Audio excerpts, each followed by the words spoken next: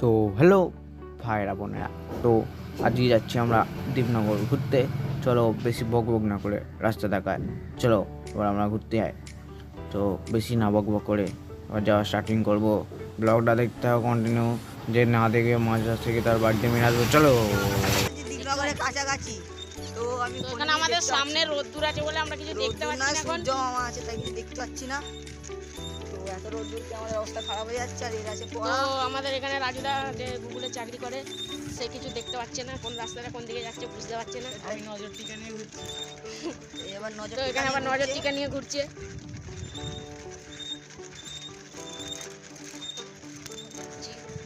এখানে রাজুদা কিছু একটু বলে দাও, কিছু একটু বলে দাও।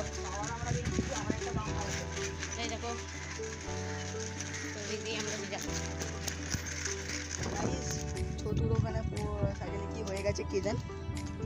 তো বলি যে সাইকেলটা নিয়ে আসবে না, সে মালটা ওই সাইকেলটাকেই নিয়ে আসবে। সামনে আছে একটা ঝোপঝাড়, যেখানে একটা সাপ আমরা দেখতে পেয়েছি কিছুক্ষণ আগে। ওখানে কিছু ঝগড়া হচ্ছে যেটা আমরা দেখতে পাচ্ছি।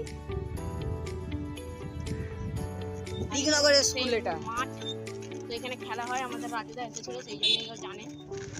তো আমরা এই দিক দিয়ে আবার একটু সোজা পথে যাবো। ওইখান দিয়ে একটা মেন রোড আছে, সেইখানে আমরা যাবো।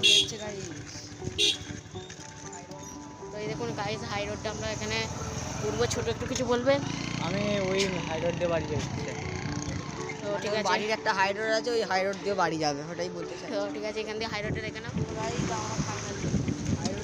তোমরা মজা করা ছোটুর কথাতে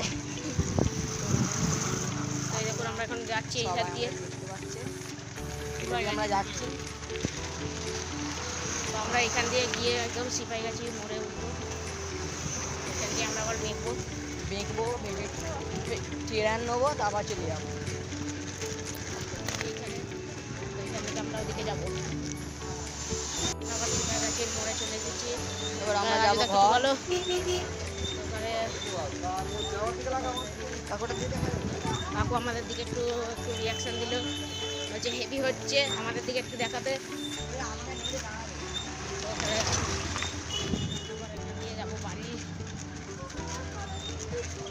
এখানে রাজুদা আমাদের কিছু বলে দেবে? বলবো না।